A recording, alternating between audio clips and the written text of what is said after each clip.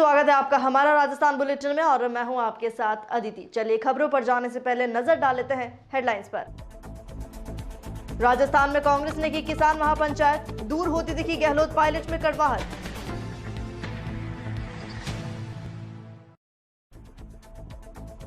Maulasar secondary school में मनाया गया वार्षिकोत्सव, विद्यार्थियों का हुआ सम्मान।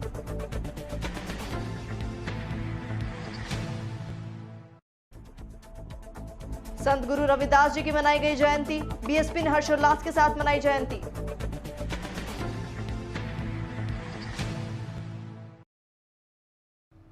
अब खबरें विस्तार से।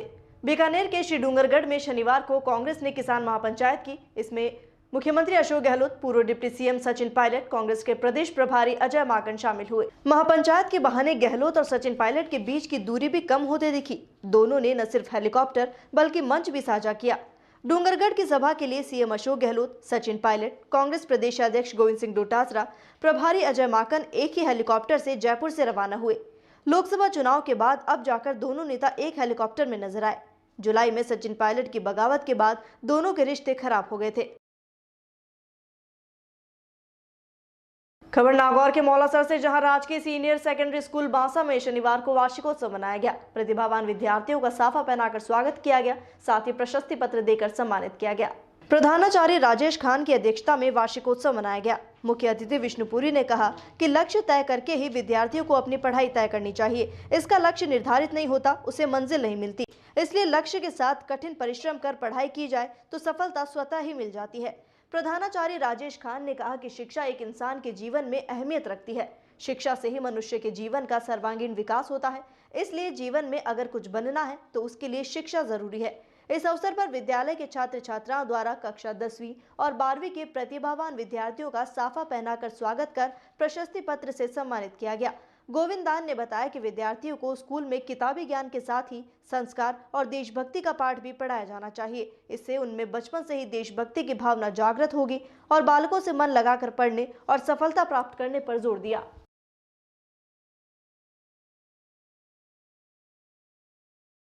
वहीं सूरतगढ़ में आज संत शिरोमणि रविदास जी महाराज का जन्म दिवस बड़े धूमधाम के साथ मनाया गया। बहुजन समाज पार्टी के बैनर तले रविदास जी की जयंती मनाई गई। प्राप्त जानकारी के अनुसार कल्याण निवास पर बहुजन समाज पार्टी के बैनर के नीचे संत शिरोमणि गुरु श्री रविदास जी महाराज का जन्म दिवस हर्षोल्लास के साथ मनाया गया। इस मौके पर मुख्य बसपा नेता अमित कल्याणा ने कहा कि संत रविदास ने मन चंगा तो कटौती में गंगा का अमर मानवतावादी संदेश देने का कार्य किया।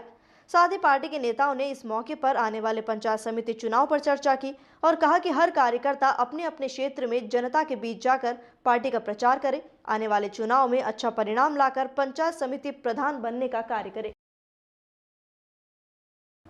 राजस्थान के गौपालन मंत्री प्रमोद जैन भाया ने आज बकानी कस्बे का दौरा किया, जहां पूर्व विधायक संपत राज जैन के सुपुत्र विजय कुमार जैन के अकस्मात निधन पर परिवार से मिलने पहुंचे। बकानी पहुंचकर मृतक विजय कुमार जैन के छायाचित्र पर पुष्प अर्पित किए गए और परिवार को मुसीबत की घड़ी में सांत्वना दी, ढांढस बताया। इसके बाद वे समाज सेवक धनराज राठौड़ के निवास स्थान पर गए, जहां उनके पुत्र विशाल राठौड़ का अकस्मात निधन हो गया था, जहां आकर परिवारजनों को सांत्वना दी, जहां उनके साथ प्रदेश कार्यकारिणी सदस्य और कार्यकर्ता मौजूद रहे। खबर धरियावत से, जहां नगर के मुनिया रोड स्थित आदिनाथ नगर में आज दोपहर एक मजदूर निर्माणाधीन मकान की पहली मंजिल से नीचे गिर गया। मजदूर को सामुदायिक स्वास्थ्य केंद्र ले जाया गया, जहां चिकित्सकों ने उसे मृत घोषित किया। मुनिया रोड स्थित आदिनाथ नगर में निर्माणाधीन मकान की छत से एक मजदूर अचानक नीचे गिर गया। मौके पर ग्रामीणों की सहायता से मजदूर को सामुदायिक स्वास्थ्य केंद्र ले जाया गया, जहाँ चिकित्सकों ने मृत घोषित किया।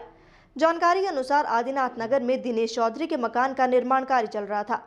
इसी मकान में मजदूर भगवती लबाना निवासी टंडा खूता का अचानक मकान की छत से नीचे गिर गया, जिसका शव मोर्चरी में रखवाया गया।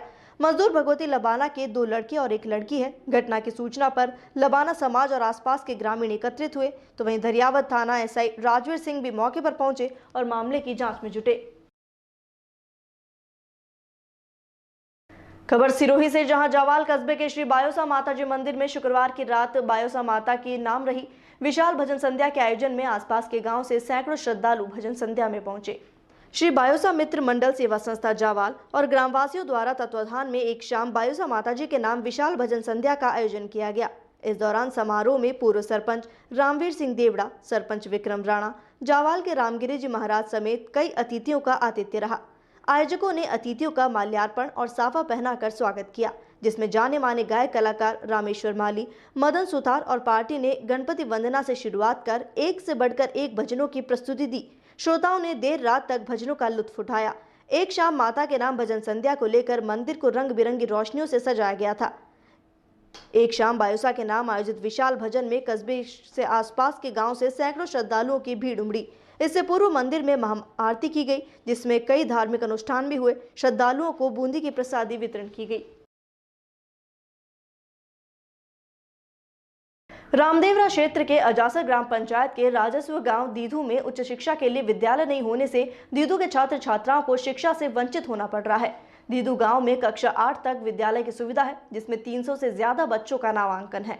दीदू गांव, जिसकी जनसंख्या लगभग 2000 से ऊपर है तथा यहां का मुख्य व्यवसाय पशुपालन है। दीदू गांव पिछड़ा गांव माना जाता है। गांव में कक्षा 8 तक विद्यालय की सुविधा है, जिसमें 300 से ज्यादा बच्चों का नामांकन है। इनकी शिक्षा सुव्यवस्थित रूप से चल रही है, लेकिन आगे पढ़ने के लिए छात्र और छात्राओं को गांव से 10 किलोमीटर दूर आसकंद्रा या अजासर जाना पड़ता है, जो कि हर ग्रामीण के लिए मुनासिब नहीं है। सरकार जहां एक तरफ बेटी बचाओ बेटी पढ़ाओ पर जोर दे रही है, तो वहीं दूसरी तरफ दीदू गांव सरकार के दावों की पोल खोलते नजर आ रहे हैं। दीदू गांव में लगभग 200 छात्र, जिनमें से तकरीबन 80 बालिका यहां से 10 किलोमीटर दूर आसकंद्रा पैदल जाने को मजबूर है। वहीं बालिकाओं को आने जाने में 20 किलोमीटर का पैदल सफर तय करना पड़ता है, जो कि जोखिम भरा है। कई ग्रामीणों ने अपनी बच्चियों को अधिक दूरी और लोकलाज के कारण शिक्षा से वंचित कर दिया। ग्रामीणों ने कई बार नेताओं को इस विद्यालय को क्रमोन्नत करने के बारे में बताया, लेकिन अभी भी समस्या का समाधान नहीं हो पाया है। विद्यालय को क्रमोन्नत करने के बारे में कई बार लिखित और मौखिक रूप से अफसरों और विधायक को अवगत कराया गया, लेकिन समस्या का समाधान नहीं हुआ। अगर जल्द कोई समाधान न हुआ तो ग्रामीण आंदोलन को मजबूर हो सकते हैं।